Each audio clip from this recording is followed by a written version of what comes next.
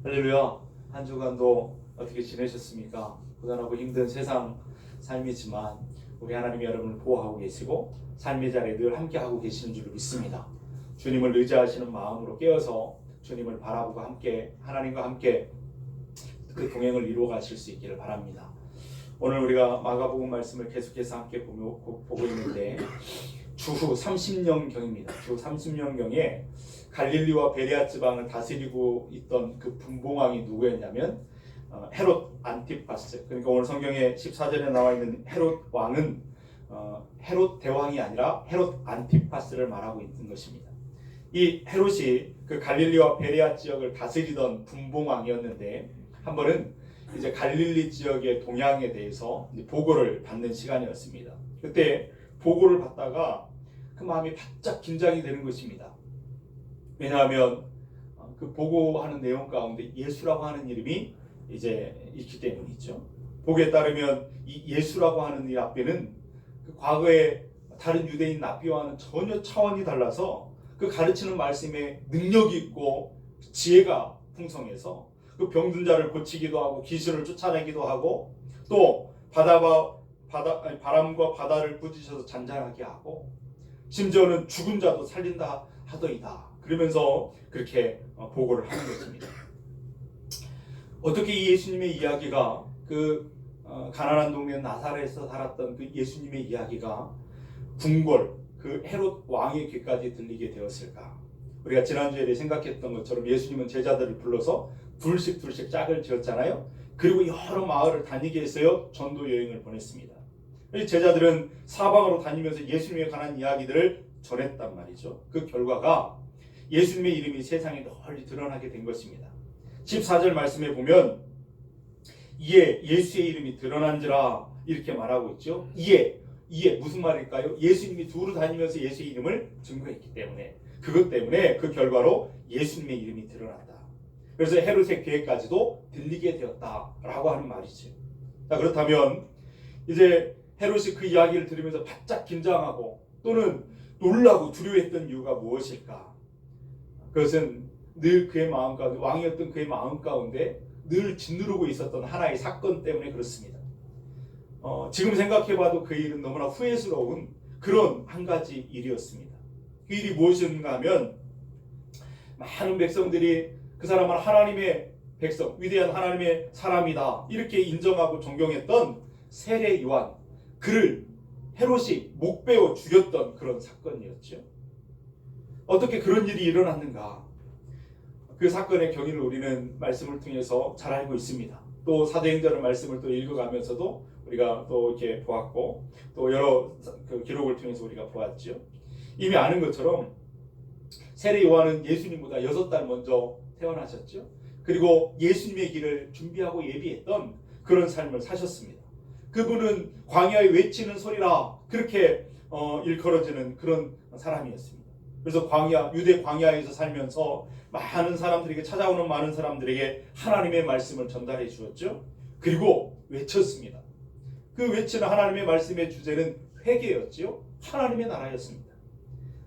심하게 백성들이 이렇게 교만해 있던 그 백성들을 보면서 심하게 책망하면서 회개하라고 천국이 가까이 왔다고 그는 그렇게 외쳤습니다. 그랬더니 수많은 사람들이 세례 요한의 말씀을 들으면서 그 앞에 무릎을 꿇고 가슴을 두드리면서 자신의 죄를 자백합니다. 어떻게 하면 이 죄의 굴레에서 벗어날 수 있습니까? 그에게 물었고 그는 예수님을 믿도록 그렇게 그 예수님을 증거하고 또 메시아를 증거하고 그러면서 세례를 베풀고는 했단 말이죠. 그래서 그런데 그랬던 그가 어느 날 언제부턴가 그 요한의 화살이 그 헤롯 왕과 그의 아내 헤로디아를 향하고 있었다라고 향하게 되었습니다. 왕이라고 해서 그는 약하게 말하지 않았습니다. 가차없이 세례 요한의 입에서는 회개하라고 그런 외침이 그들에게 전해지게 된 것이죠. 아니 왕에게 또 헤로디아에게 그러니까 왕비에게 회개하라고 외치는 그 이유가 무엇일까요? 우리가 아는 것처럼 그들의 결혼이 아주 부적절하고 부도덕하고 잘못된 결혼이기 때문에 그가 세례 요한이 그렇게 회개하라고 말한 것이죠. 17절 18절 말씀을 우리 한번 같이 읽어보겠습니다. 전에 헤롯이 자기가 동생 빌립의 아내 헤로디아에게 장가든 거로 이 여자를 위하여 사람을 보내어 요한을 잡아 옥에 가두었으니 이는 요한이 헤롯에게 말하되 동생의 아내를 취한 것이 옳지 않다 하였습니다. 아멘. 이 사람들의 결혼은 정말 사랑하는 남녀가 만나가지고 부모님의 축복 가운데 맺어지는 그런 아름답고 그런 결혼이 아니었습니다. 헤롯과 이 헤로디아의 결혼 이야기는 우리가 아는 것처럼 우리가 잘 알고 있잖아요. 이 헤롯은 원래 유부남이었잖아요. 유부남. 원래 결혼한 사람이었습니다. 그 기록에 보면 나바테아 왕국의 아레타스 4세 이 왕의 딸과 그 공주와 결혼한 원래 유부남이었단 말이죠. 그런데 어느 날 그의 눈에 한 여인이 눈에 들어오게 되었는데 그 여인이 누구였냐면 헤로디아였습니다. 헤로디아. 근데 이 헤로디아도 유부녀였습니다. 어떤 유부녀였냐면 남도 아닌 그 헤롯의 그 배다른 동생 빌립이라고 하는 동생의 아내로 있었던 그런 사람이었잖아요. 그러니까 촌수를 따져보면 어떤 관계죠? 시아주머님하고 제수씨하고 그런 상황 아니겠어요? 그런데 이 헤로디아는 더 좀 자세하게 좀 보면 촌수를 따져보면 그냥 제수씨가 아니었습니다. 이 헤롯에게는 아리스토블루스라고 하는 또 다른 배다른 그 동생이 있었단 말이죠. 그 동생이 이복 동생이 있었는데 그 아리스토블루스의 딸이 바로 헤로디아였습니다. 따져본다면 이 헤로디아와 헤롯 왕은 어떤 관계죠? 삼촌과 조카 사이 이런 관계였다라고 하는 것을 보게 되죠. 그러니까 이 조카가 삼촌들 가운데 빌립이라고 하는 삼촌을 골라가지고 결혼을 한 것입니다. 그렇게 살고 있었는데 이 빌립이라고 하는 사람은 땅을 분배받지 않았어요. 그러니까 왕족이긴 했는데 땅을 분배받아서 다스리는 그런 왕이 아니었단 말이죠. 허울만 왕족이었지 실속이 없는 사람이에요. 그러니까 헤로디아의 그 욕구에는 좀 이렇게 성에 차지 않는 그런 사람이었습니다. 그런 끝에 이제 땅을 실제적으로 분배를 받아서 갈릴리와 베레아 지역을 다스리고 있었던 왕, 분봉왕, 또 다른 삼촌 누구요? 헤롯 안티파스. 이 사람이 유혹을 해오니까 헤로디아는 두 번 생각도 안 해요. 남편을 버려버리고 헤롯에게 시집을 간 것입니다. 시집을 가면서 그가 낳았던 딸 살로메도 데리고 갔지요. 이렇게 이 복잡한 이 결혼 이야기를 우리가 나누게 되면서 누가 이것을 정상적이라고 이야기를 하겠어요? 그렇죠? 이 부도덕한 일을 보면서 세례 요한이 가만히 있지 않겠죠. 그래서 회개하라고 잘못된 결혼하고 이건 잘못 옳지 않다고 말했다는 거예요. 왕과 왕비가 그 요한의 이야기를 들으면서 기분이 나빴습니다. 너무나 기분이 나빠서 요한을 잡아다가 감옥에 가뒀단 말이죠. 그리고 그를 미워하고 증오했습니다. 근데 증오했던 것은 헤로디아가 훨씬 더 많았던 것 같아요. 그런데 헤로디아는 요한을 죽이고 싶은 마음이 가득했지만 그렇게 함부로 죽일 수 없었던 이유는 뭐냐면 헤롯 왕의 마음 가운데 이 세례 요한은 의로운 사람으로 인정되고 있었습니다. 그리고 두려워했습니다. 그리고 그래서 요한을 죽이는 것을 꺼려하는 그런 상황이었죠. 그 이야기가 19절 20절 말씀이 나오는 거예요. 함께 읽어볼까요? 헤로디아가 요한을 원수로 여겨 죽이고자 하였으되 하지 못한 것은 헤롯이 요한을 의롭고 거룩한 사람으로 알고 두려워하여 보호하며 또 그의 말을 들을 때에 크게 변민을 하면서도 달갑게 들음이더라. 아멘. 헤롯은 그 세례 요한을 범상치 않은 사람으로 알고 있었습니다. 그래서 가끔 헤롯을 불러다가 이야기를 듣기도 하고 또 책망하는 소리를 들으면서도 양심의 가책을 느끼고 두려워하기도 하고 그럼에도 불구하고 그의 말을 달갑게 들었다. 성경은 그렇게 증언하고 있었죠. 그러니까 적어도 헤롯은 세례 요한을 죽이려고 하는 마음은 없었다라고 하는 것을 알 수 있습니다. 그런데 어떻게 헤롯이 명령하여 세례 요한의 목을 베었는가? 오늘 본문에 나오는 그런 내용이 있죠. 어느 날 헤롯이 생일 잔치를 벌이고 있었습니다. 생일 잔치가 벌어졌는데 그 갈릴 지역을 다스리다 보니까 그 갈릴 지역의 귀인들, 또 대신들, 천부장들, 내노라 하는 그런 권력을 가진 사람들이 다 한자리에 모였습니다. 다 초청받아 큰 잔치를 벌이는데 너나 나나 할 것 없이 먹고 마시면서 기분이 좋아졌습니다. 헤로디아가 이제 시집 올 때 데리고 왔던 그 딸도 그 잔치자리에 참 나오던 예쁜 옷을 입고 나와가지고 멋들이게 춤을 추는 것입니다.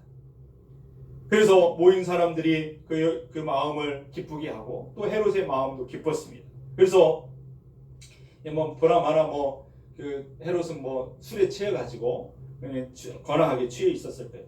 기분이 좋아가지고 살로메를 불렀습니다. 그리고 한마디 하는 거예요. 네가 원하는 것이 무엇이냐? 다 주겠다. 내 나라 절반이라도 달라고 하면 나는 주겠다. 이러면서 뻥을 쳤습니다. 아무튼 뭘 누구한테 준다고 그러면 자기 주머니부터 뭐가 있는지 보면서 말을 해야 돼요. 뻥쳤어요. 내 나라 절반이라고 주겠다. 큰 소리를 뻥치고 났어요. 그 이야기가 22절 23절 말씀이 나오죠. 함께 읽어보겠습니다. 헤로디아의 딸이 친히 들어와 춤을 추어 헤롯과 그와 함께 앉은 자들을 기쁘게 한지라. 왕이 그 소녀에게 이르되 무엇이든지 네가 원하는 것을 내게 구하라. 내가 주리라 하고 또 맹세하기를 무엇이든지 네가 내게 구하면 내 나라의 절반까지라도 주리라 하거늘. 이렇게 말했더니 그랬더니 살로메가 쪼로로치 어머니한테 달려갑니다. 그리고 물었죠. 뭘 달라고 할까요? 어머니. 그랬더니 그 헤로디아가 말하기를 세례 요한을 죽여가지고 그 목을 소반에 담아 달라고 그래라. 왕비의 입에서 그 미모의 왕비의 입에서 아니 세상에 생각하는 것이 끔찍한 살인을 생각하는 거요. 사람들이 존경하고 하나님의 사람으로 인정받고 존경하는 세례 요한을 죽여달라는 것입니다. 그렇지 않아도 죽이고 싶었던 그 마음 가운데 있었던 것이 좋은 기회를 얻었다 생각을 했을지도 모르겠습니다. 이것 외에도 또 하나의 어떤 전해져 오는 그런 설에 의하면 헤로디아가 요한의 목을 요구한 데에는 그 남편 헤롯을 공궁에 빠뜨리려고 하는 그런 복수심 때문에 그랬다라고 하는 그런 이야기도 있습니다. 원래 이 헤롯은 음탕한 남자였습니다. 그러다 보니까 헤로디아라고 하는 그 여인 하나로 만족을 못하는 거예요. 그가 데리고 온 살로메에게도 추파를 던지는 것입니다. 그러니까 이것을 알게 되는 헤로디아가 좀 화가 나가지고 많은 사람들이 보는 앞에서 헤롯을 좀 난처하게 만들어버리겠다. 이 복수심에 그렇게 했다라고 하는 그런 설도 있습니다. 아무튼 헤롯이요, 살로메가 와가지고 그 요한의 목을 달라고 말할 줄을 상상이나 했겠습니까? 지금 기분이 좋아가지고 뭘 달라고 하면 내가 선물 하나 주겠다 이런 마음으로 지금 뻥쳤는데, 그런데 결국 이 살로메가 와가지고 하는 소리는 요한의 목을 달라는 것입니다. 24절 25절이 바로 그런 내용이죠. 함께 읽어보겠습니다. 그가 나가서 그 어머니에게 말하되 내가 무엇을 구하리이까? 그 어머니가 이르되 세례 요한의 머리를 구하라 하니 그가 곧 왕에게 급히 들어가 구하여 이르되 세례 요한의 머리를 소관에 얹어 곧 내게 주기를 원하옵나이다. 이 대목을 읽을 때마다 그냥 지나칠 수 없어요. 그냥 소름이 돋지 않습니까?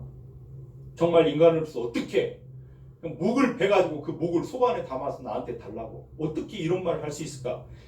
옛날이나 지금이나 이건 너무나 끔찍한 일 아니겠어요? 근데 이야기를 듣고 헤롯도 전혀 그런 상상도 할 수 없는 이야기를 들으면서 적잖이 놀랐을 겁니다. 충격을 받았을 거예요. 거하게 취했던 술도 한순간에 다 깨버리고 말았을 것입니다. 어떻게 이런 것들을 요구할 수 있는가? 당황하기도 하고 번민하기도 했을 것입니다. 26절 앞주절 보니까 그래서 이렇게 말하잖아요.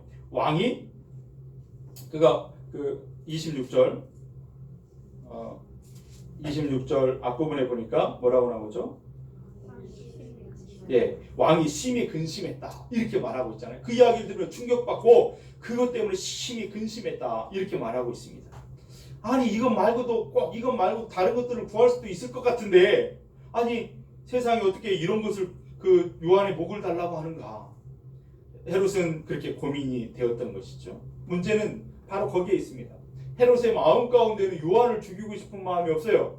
그를 대수롭지 않은 사람으로 여겼기 때문에, 그를 거룩하고 어떤 의로운 사람으로 여겼기 때문에 그는 요한을 죽이면 안 된다라고 마음의 양심의 소리는 그렇게 외쳤습니다. 그러나 이미 자신이 많은 사람들 앞에서도 나라의 절반이라도 주겠다 뻥뻥 소리를 크게 쳤잖아요. 그렇게 맹세하면서 그렇게 했단 말이에요. 이게 많은 사람들이 바라보는 상황 가운데에서 참 거절하기도 난처한 상황 가운데 처하게 된 것입니다. 그러니 요한을 죽일 수 없다고 말하자니 그 왕으로서 자기 체면이나 그 거리가 땅바닥에 떨어질 것 같은 걱정이 생긴 거예요. 이러지도 못하고 저러지도 못하는 고민 가운데 그가 내린 그 고민의 끝에 내린 결론은 뭐냐면 결국 왕의 권위를 자기 자존심을 세우는 그런 쪽으로 선택을 하게 됩니다. 그래서 시위병 하나를 보내가지고 요한을 죽여서 그 머리를 소반에 담아 이 아이에게 주어라 이렇게 명령을 내리게 됐죠. 26절 후반절을 보면 이렇게 말합니다. 자기가 자기가 맹세한 것과 그 앉은 자들로 인하여 그를 거절할 수 없는지라 이렇게 말하죠. 이게 한 어리석은 왕이었지만 어리석은 왕의 고민을 우리에게 보여주고 있고 그 장면을 우리가 지금 보고 있습니다. 근데 이 장면을 한번 보면은 또 한 사람이 떠오르는 사람이 있잖아요. 어떤 사람이 떠오르죠? 그때 이후로 시간이 좀 얼마 지난 다음에 똑같은 상황에 처했던 어리석었던 한 사람을 또 우리가 기억하고 있습니다. 누굴까요? 예수님을 재판했던 사람, 빌라도 총독. 여러분 그 빌라도의 양심은 뭐라고 말하냐면 예수님은 죄수로 붙잡혀왔지만 죄가 없는 사람이라고 하는 사실을 알고 있었어요. 이 사람은 죽임을 당할 만큼 그런 큰 죄인이 아니다. 그의 양심의 소리였습니다. 그런데 백성들이 몰려와서 하는 소리가 예수를 십자가에 못 박아 죽이라고 소리를 치는 것입니다. 이 빌라도가 백성들의 말을 안 들을 수도 없고 또 듣자니 또 자기의 양심에 문제가 생기고 그래서 막 이렇게 좀 고민을 했었습니다. 그런데 그 빌라도도 헤롯과 똑같은 결정을 내리죠. 양심의 소리는 그냥 묵살해버리고 예수님을 십자가에 죽이도록 내어주었던 그런 사건을 우리는 기억하고 있습니다. 이것이 어리석은 사람들의 모습. 특별히 오늘 우리 본문에서는 그 어리석은 헤롯 왕의 이야기를 우리가 듣게 되는 것이죠. 그럼 한번 생각해 봅니다. 이 헤롯과 죽이는 사람과 죽임을 당한 사람 가운데 누가 힘이 있는 사람일까요? 어떤 사람을 힘 있다고 이야기할 수 있을까요? 죽이는 헤롯과 죽임당한 세례 요한 가운데 누가 더 힘 있는 사람이라고 말할 수 있을까요? 두말할 것도 없습니다.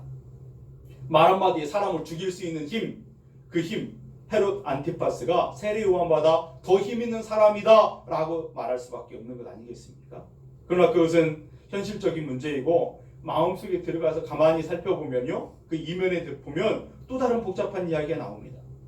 처음에 본 것처럼 예수님의 소식이 그 보고로 이렇게 들려올 때에 헤롯의 귀에 들릴 때에 예수님은 병든 자를 고치고 귀신을 쫓아내고 그 말씀의 권위를 가지고 죽은 자도 살리신다. 막 이런 소식을 들었을 때 헤롯의 생각 가운데 떠올랐던 사람은 누구였어요? 세례 요한이었습니다. 세례 요한이 내가 죽였던 세례 요한이 다시 살아나서 지금 예수 속에 들어가서 역사하는 것이다. 그렇지 않고서는 이런 일들이 일어날 수 없다. 그러면서 세례 요한에 대한 헤롯의 생각은 바로 그런 것이었습니다. 그 14절 말씀으로 한번 같이 읽어볼까요? 14절. 이에 예수의 이름이 드러난지라 헤롯 왕이 듣고 이르되 이는 세례 요한이 죽은 자 가운데서 살아났도다. 그러므로 이런 능력이 그 속에서 일어나느니라 하고, 헤롯의 생각대로라 하면, 헤롯의 생각이 맞다고 한다면 요한은 보통 인물이 아니에요. 그죠? 그렇다면 요한이 센 거예요? 헤롯이 센 거예요? 누가 더 강한 자라고 말할 수 있을까요? 세상의 사람들은 헤롯과 같은 생각을, 많은 사람들이 이렇게 생각합니다. 이 땅에 살아가는 사람, 모든 사람들을 그 사람이 가지고 있는 힘과 능력, 권력 이런 것들을 따라서 강한 자와 약한 자를 구분해놓고 서열을 세우는 그런 것들이 세상의 모습인 것을 우리가 보게 됐죠. 그러면 예수님 당시에 그 갈릴리 지역의 최강자는 누구라고 말할 수 있을까요? 헤롯이잖아요. 헤롯 왕. 그 헤롯 안티파스라고 말할 수 있을 것입니다. 그런데 헤롯 안티파스, 헤롯이 갖고 있는 이 권력이라고 하는 것은 사실은 하루살이에 가지고 있는 힘처럼 미약하기 이를 데 없는 그런 것에 불과한 것이었습니다. 왜냐하면 그는 분봉왕이었잖아요. 분봉왕이다 보니까 로마의 황제, 그 로마의 황제 말 한마디면 그 자리가 한순간에 떨어져 버릴 수 있는 그런 자리였다라고 하는 것을 우리가 알 수 있죠. 그 당시에 로마의 황제는 누구였냐면 티베리우스라고 하는 그런 사람이었습니다.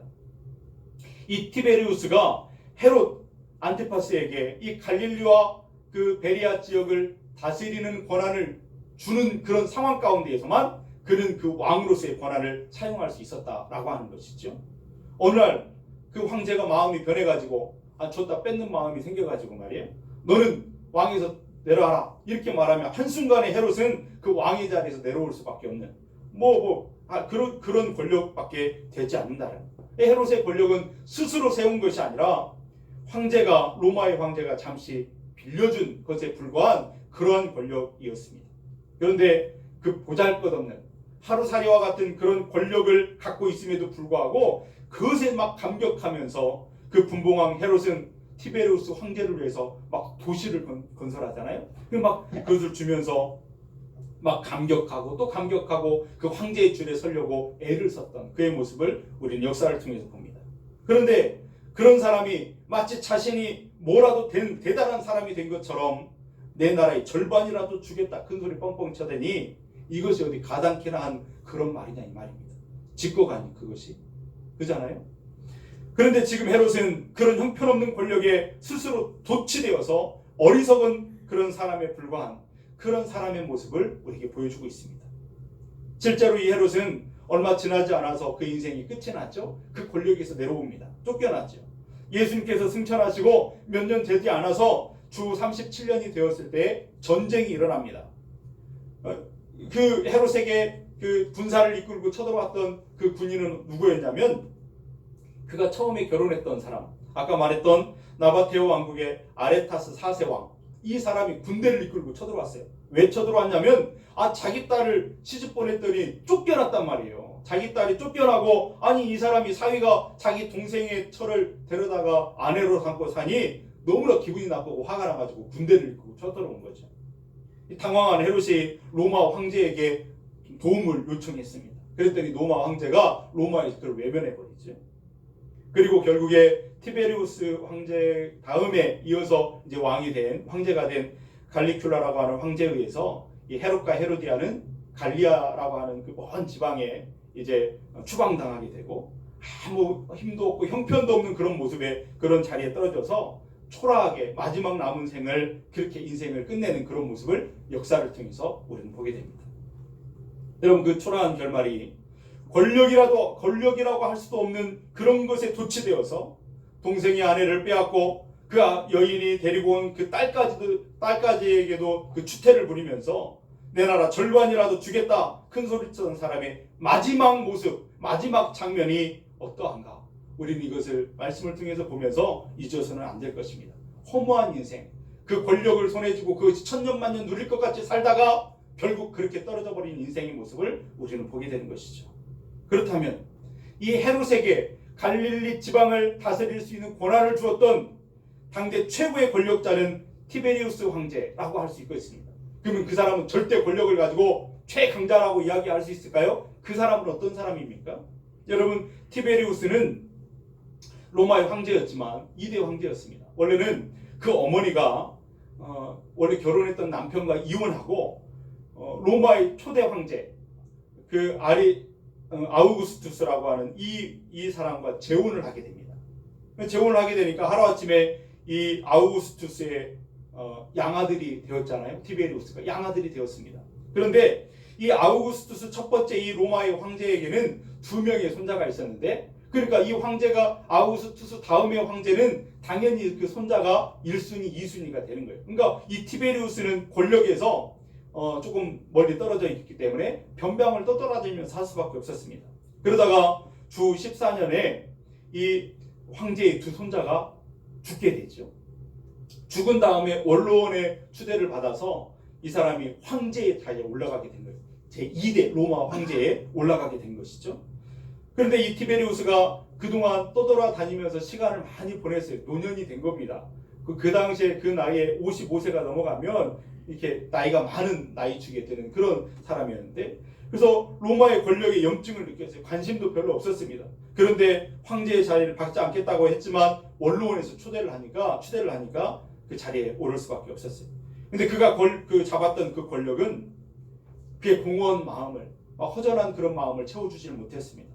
그래서 그 자리에 있다가 지쳐가지고 그 조카였던 게르마니쿠스라고 하는 사람을 불러다가 로마를 정치하도록 이렇게 맡겨두고 자기는 지중해에 있는 키프리 섬에 들어가서 살게 됩니다. 근데 황제가 될 때 전성기를 다 지나고 노년이 되었기 때문에 그 키프리 섬에 가서 그 사람은 어떤 삶을 살았을까? 어떤 기록에 보면 이 사람은 현명해가지고 백성들의 세금도 면제해주고 또 어떤 사람이 충고도 귀를 기울이는 사람이었다 말해주는 그런 역사 기록도 있지만 다른 역사, 그 로마의 역사학자의 어떤 기록에 보면 정반대 이야기를 하는 거예요. 이 키프리 섬에서 그의 삶은 어땠냐면 이런 기록이 있습니다. 사방에서 끌려온 어린아이들, 온갖 역겨운 변태 행위를 일삼는 사람들이 세 개의 조직으로 나뉘어 성관계를 하고 있었다. 티베리우스는 그 광경을 바라보며 나약해진 자신을 추스르려고 했다. 늙어간 그 황제의 무너져가는 그런 모습을 우리가 여기서 보게 되죠.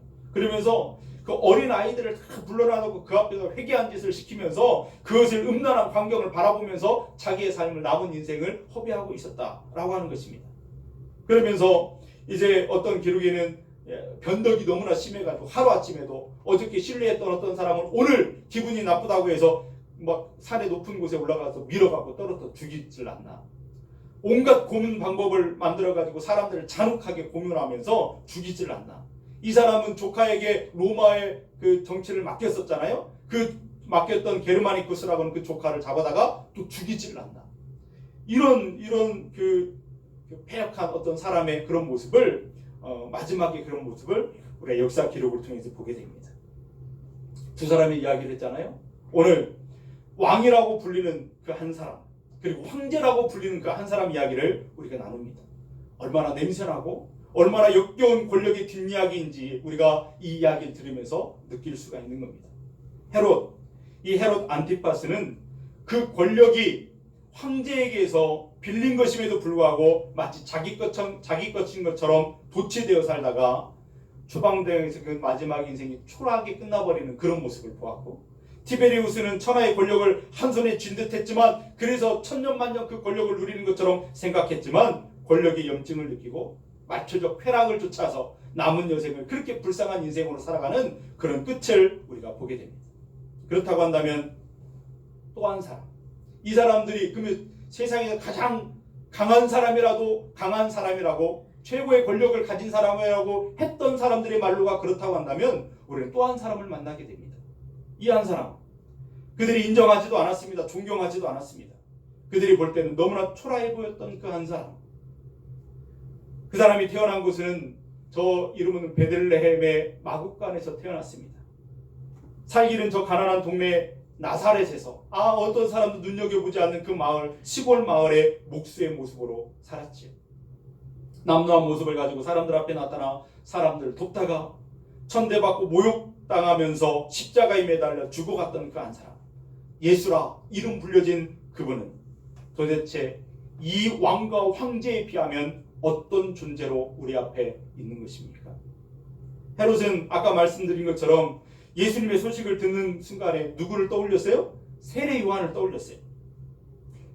죽었던 세례 요한이 살아 돌아왔다 생각하지 않았었습니까? 그런데 세례 요한은 죽었다가 살아난 적이 없어요. 그렇지 않습니까? 헤롯의 생각이었고, 세례 요한이 목이 베어 죽는 순간 그의 인생도 끝났잖아요. 우리가 똑같은 인간이었기 때문에 그는 다시 살지는 않았습니다. 그렇다면 예수님 그분은, 진짜 예수님 그분은 어떤 분이신가? 예수님이야말로 죽음을 이기고 사망의 권세를 이기시고 부활하신 생명의 주님으로 우리는 말씀을 통해서 믿고 있는 것입니다. 예수님 그분이야말로 온 세상에 우뚝 서신 만주의 주요 만왕의 왕이심을 우리는 믿습니다. 이 헤롯이 예수님을 만난 적이 있잖아요. 1대1로 만나가지고 대화를 나눴던 것도 있습니다. 언제였냐면 예수님이 십자가를 지시기 직전에 빌라도 총독에게 재판을 받을 때 그때였습니다. 빌라도가 고민에 빠졌잖아요. 사실은 틀림없이 이 사람은 죄가 없는데 죽을 일이 없는데 사람들이 막 죽이라 그러니까 난처한 상황을 모면하기 위해서 갈릴리, 이 사람 예수님이 갈릴리 출신이다 보니까 갈릴리를 다스리는 왕 누구요? 헤롯에게 보내가지고 그에게 결정하도록 해야 되겠다. 그리고 미뤘단 말이에요. 보냈습니다. 그리고 스스로 권력에 취해가지고 말이에요. 그렇게 살았던 그 한 사람 헤롯과 진정한 왕임에도 불구하고 초라한 옷을 입고 그 모든 그 어떤 비난과 그런 조롱과 그런 한 몸에 받고 있었던 그분이 마주보는 자리에 함께 서게 됩니다. 그런데 이 헤롯은 그 주님을, 그 예수님을 그 자기 눈앞에 봤을 때에도 그 눈이 어두워가지고 자신 앞에 서 있는 그분이 책질당하고 모욕당하고 초라한 모습으로 서 있기 때문에 그분이 진짜 생명의 주요 왕이요 왕 중의 왕이시고 만왕의 왕이시라는 사실을 알아보는 눈이 그에게는 없었습니다. 그는 예수님을 그래서 돌려보내죠. 체포될 때 그곳이 바로 예루살렘이었기 때문에 예루살렘은 빌라도의 영역이니까 빌라도 네가 알아서 처리하라 그러고 다시 돌려보냅니다. 그렇게 총독에게서 왕에게로 왕에게서 총독에게로 그렇게 왔다 갔다 할 수밖에 없었던 연약한 모습으로 서 있었던 예수님. 그러나 성경은 그 예수님을 우리에게 뭐라고 가르쳐주고 있냐면 그분이야말로 세상 죄를 짊어지고 가시는 만주의 주요 만왕의 왕이시라고 우리에게 선포하고 가르쳐주고 계십니다. 그것이 요한계시록 17장 14절에 말씀하시죠. 뭐라고 기록하고 있습니까? 그들이 어린 양과 더불어 싸우려니와 어린 양은 만주의 주시오 만왕의 왕이심으로 그들을 이기실 터이요. 할렐루야. 세상을 이기신 분 만왕의 왕 그분은 예수님이라고 가르쳐주고 계십니다. 예수님 그분은 우리의 주님으로 동시에 왕이심으로 왕이시다고 한 사실을 우리에게 선포하고 가르치고 있는 것이죠. 예수님은 이 세상에 가장 낮은 곳에 내려오셨습니다. 그리고 십자가에 비참하게 모든 세상의 죄를 짊어지고 비참하게 죽는 죽음을 보여주셨어요. 그렇기 때문에 세상의 사람들은 그분을 진정한 왕으로 깨닫지를 못합니다. 오히려 무시하고 침을 뱉고 조롱했습니다. 그러나 하나님께서는 예수님의 이름을 높이셔서 모든 무릎을 그의 이름 앞에 꿇게 하셨다라고 빌립보 2장 6절 이하의 말씀은 가르쳐주지. 거기에는 무엇이라고 말씀합니까? 그는 근본 하나님의 본체시나 하나님과 동등됨을 취할 것으로 여기지 아니하시고 오히려 자기를 비어 종의 형체를 가지사 사람들과 같이 되셨고 사람의 모양으로 나타나사 자기를 낮추시고 죽기까지 복종하셨으니 곧 십자가의 죽으심이라.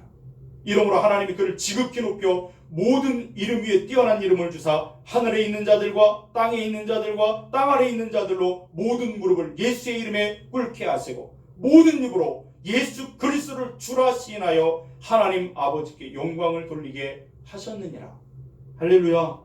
여러분 지금도 예수님 그분은 우리의 주로 오늘 이 자리에 함께 하신 줄로 믿습니다. 그분 우리의 왕으로 이 자리에 함께 계심으로 우리의 예배를 받으시는 줄로 믿습니다. 여러분 우리가 기독교 신앙을 갖고 살아간다고 하는 것이 무슨 뜻을 갖고 있는 것입니까? 내 스스로 내가 주인 줄 알고 살고 내가 왕인 줄 알고 내가 무슨 권력이 있는 줄로 알고 착각하며 살아갔던 그 어리석은 삶에서 벗어나서 이제는 예수 그리스도 진정한 왕 앞에 나와 나는 주님의 백성이고 주님은 나의 왕이십니다. 나의 주님이십니다. 그분 앞에 무릎 꿇고 살아가는 것이 우리의 신앙의 모습이 되어진 줄 믿습니다. 여러분 세상 죄를 지고 가신 예수님 당신이야말로 나의 주님이십니다. 당신이야말로 나의 왕이십니다. 이런 고백을 하는 사람들을 가리켜서 성경은 뭐라고 말하냐면 그리스도인이라고 가르쳐줍니다. 그리스도의 사람들, 그리스도께 속한 사람들이라고 말하는 것이죠. 여러분 세상의 권력을 갖고 살았던 한때 그렇게 살았던 화려한 삶을 살았던 헤롯 안티파스, 이 티베리우스 같은 황제, 이 사람들은 그때는 몰랐습니다. 자신들은 언젠가는 그 권좌에서 내려올 수밖에 없는 존재라고 하는 사실을 그들은 그때는 몰랐습니다. 그 몸이 언젠가는 썩어 흙으로 돌아갈 수밖에 없는 죽음 앞에 굴복할 수밖에 없는 존재라고 하는 사실을 몰랐습니다. 사실을 몰랐어요. 그리고 그 앞에 계신 예수 그리스도, 그분이야말로 죽음을 이기시고 부활하시는 생명의 주요 영원한 주인이시다는 사실을 그들은 그때는 몰랐단 말입니다. 한때 세상에서 그렇게 권력을 갖고 휘둘렀던 사람 헤롯, 또 티베리우스, 이런 사람들이 사람들의 기억 속에 점점 흐려지고 사라져가는 그때쯤에 그러나 예수님이라고 하는 알려지지 않았고 무명의 사람, 그분은 점점 더 많은 사람들에게 그 이름이 드러나고 더 유명해지면서 오늘 본문에 나와 있는 것처럼 모든 사람에게 그 이름이 드러났다라고 가르쳐주고 있습니다. 오늘날에도 그 이름은 세상 앞에 더 아름답게 드러나고 있는 줄로 믿습니다. 어떻게 그 이름이 드러나는 것입니까? 처음에는 예수님께서 제자들을 둘씩 짝을 지어 세상에 보내셔서 두루 다니면서 예수님의 이름을 전했기 때문이었습니다. 그런데 그 이후로 예수님의 이름이 온 세상에 드러나기 위해서 자신의 전 생애를 거기에 바친 예수님의 증인들이 과거에도 있었고 현재에도 여전히 있는 줄로 믿습니다. 우리가 그런 삶을 살아야 될 줄로 믿습니다. 그래서 이 티베리우스의 나라 로마 제국은 완전히 멸망하고 역사의 뒤안길에 다 살아가서 간다 할지라도 그 주님의 나라, 우리 예수님의 나라는 지금도 온 세상에 확장되어 가는 줄로 믿습니다. 이 세상이 끝나는 그날 이 새하늘과 새 땅이 주님의 나라가 열리게 완전하게 우리 가운데 임하게 될 줄로 믿습니다. 저와 여러분 그 나라의 백성이 되어서 영원토록 그분과 함께 살아가는 삶이 우리에게 주어진 약속인 줄로 믿습니다. 여러분 지금도 그런데 세상의 사람들은 여전히 70억 명이나 되는 많은 사람들이 있지만 대다수의 사람들의 마음 가운데는 여전히 사람들을 서열을 세우고 줄을 세워놓습니다. 강한 사람과 약한 사람, 힘 있는 사람과 힘 없는 사람을 평가하고 줄을 세워놓고 바라봅니다. 그러면서 그 강한 사람과 약한 사람 그 중간쯤 어딘가에 자기 자리를 찾으면서 자신보다 강한 사람 앞에서는 그런 비굴하게 엎드려 불종하고 자기보다 연약한 자를 무시하고 질받고 그렇게 살아가는 것이 세상의 모습들 아닙니까? 그리고 세상에는 그런 권력자들, 그런 힘 있는 사람들, 그런 강한 사람들, 어떤 사람 뒤에 붙어야 내 인생이 펼 것인가 사람들은 고민하면서 눈치 보면서 그렇게 살아가는 사람들이 얼마나 많이 있습니까? 오늘날에도 그런 모습을 보게 되죠. 아닌 게 아니라 오늘날도 형편없는 권력을 마치 그것을 영원토록 누릴 것 같은 그런 도취된 나머지 헤롯과 같이 제2, 제3의 헤롯 안티파스가 얼마나 많이 있습니까? 검찰에도 그런 사람들이 있고 대통령에도 그런 사람들이 있고 얼마나 많은 사람들이 오늘날도 천하를 다 자기 손에 쥔 것처럼 생각했던 티베리우스 황제, 이 티베리우스 황제 같은 현대판 티베리우스들이 얼마나 많이 있는지 모르겠습니다. 어리석은 모습으로 그 결말이 어떻게 될 것인지 우리는 말씀을 통해서 이미 보았음에도 불구하고 여전히 그 전철을 밟고 있는 사람들이 많다는 것입니다. 그리고 그 뒤에 그 줄에 서가지고 눈치 보면서 그렇게 살아가는 그런 존재들이 얼마나 또 많은지. 여러분 우리는 진정한 왕 중에 왕이신 예수님을 우리의 왕으로 모신 사람들입니다. 그분 앞에 여러분 최대의 예의를 갖춘다는 것은 어떤 모습일까요? 순종하는 것입니다. 할렐루야. 예수님을 우리의 왕으로 모셨다고 한다면, 그분을 나의 주인으로 모셨다고 한다면 우리는 마땅히 살아야 될 삶의 모습 가운데 하나는 뭐냐면 순종입니다. 무슨 말씀을 하시든지 무엇을 원하시든지 그 말씀에 나를 엎드려 순종하는 것입니다. 복종하는 것이 바로 우리의 모습이 되어야 될 줄로 믿습니다. 그런데 정말 마음 아픈 것은 뭐냐면 교회 밖에 있는 세상 사람들 뿐만 아니라 교회 안에 있는 사람들까지도 여전히 주님을 왕으로 모셨다라고 말을 하는데 주님이 왕이 되어 있지 못합니다. 자신이 왕이 되었고 자신의 권력을 휘두르면서 자신의 방법대로 살아가는 것이 얼마나 많이 있는지 여러분은 어떠십니까? 정말 예수님이 여러분의 주인이십니까? 왕이십니까? 그렇다면 그분의 말씀에 순종하고 계십니까? 말씀을 가까이 하시고 그 말씀을 살기 위해서 애쓰고 노력하는 몸부림치는 삶을 살아오고 계십니까? 아니면 여전히 내 생각이 우선되어 그렇게 살아가고 계십니까? 다시 한번 오늘 말씀을 통해서 우리의 모습을 돌이켜볼 수 있는 저와 여러분들 될 수 있길 바랍니다. 우리는 앞에 예배를 드리면서 처음에 불렀던 찬양이 있었어요. 어떤 찬양이요? 예수 우리 왕이요 이곳에 오셔서 우리가 왕께 드리는 영광을 받아 주옵소서. 우리는 주님의 백성입니다. 주님은 우리의 왕이십니다. 왕이신 예수님 오셔서 좌정하사 다스리소서. 우리는 찬양 불렀지 않습니까? 그 찬송을 우리는 아까는 입으로 불렀다고 한다면 이제는 매일매일 우리의 삶의 자리에서 삶으로 그렇게 불러드려야 되는 그런 모습이 되어야 될 줄로 믿습니다. 왕이신 주님, 나의 왕이신 주님 말씀하시옵소서. 내가 순종하며 따르겠습니다. 그런 예배자들 될 수 있기를 주님의 이름으로 축원드립니다. 매일매일 순간 예수님 당신이 나의 왕이십니다. 이것을 고백하며 그분 앞에 우리의 삶을 내어드릴 수 있는 그런 예배자들이 될 수 있기를 주님의 이름으로 축원드립니다. 코로나 사태 가운데 우리는 함께 모여 예배할 수 있는 그런 많은 제약을 갖고 있습니다. 그러나 우리가 하나님이 우리를 심으신 삶의 자리 그곳에서 삶의 예배자들이 될 수 있기를 바랍니다.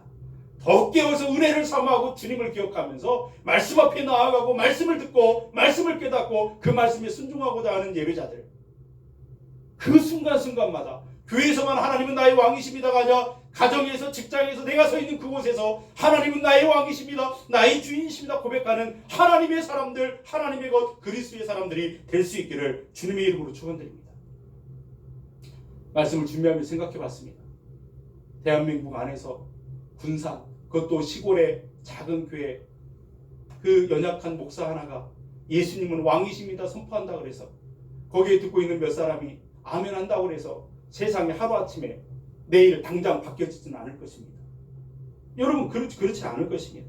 세상은 여전히 관심이 없고 세상은 여전히 하나님을, 우리를 그리스도의 사람들을 비웃고 바라볼 것입니다. 그렇다 할지라도, 그럼에도 불구하고 우리가 지극히 연약한 것, 작은 자에 불과하다는 것 인정할 수밖에 없지만, 내 삶의 작은 영역 안에서도 그때부터, 거기서부터 예수님이 왕되심을 인정하고 순종해 나아갈 때 예수님은 온전한 그 하나님의 나라가 이 땅에 이루실 때까지 우리를 하나님의 그 백성으로 인정하시고 우리를 보호하시고 우리 삶을 인도해 가실 줄로 믿습니다. 그런 인도함 받는 주님과 행복한 동행을 이루시는 저와 여러분들의 삶이 되기를 주님의 이름으로 축원드립니다. 대림절, 우리 주님이 우리를 구원하시고 영원한 왕으로 주님과 우리의 삶을 그렇게 건져내시기 위해서 이렇게 이 땅에 오신 그날을 우리가 기다리고 있습니다. 왕으로 오신 그분이 내려주시는 그 평화와 그 왕이 주시는 그 다스림과 그 왕의 은혜와 은총이 오늘 우리 금강의 모든 가족들의 삶에 충만하시기를 주님의 이름으로 축원드립니다. 기도하시겠습니다.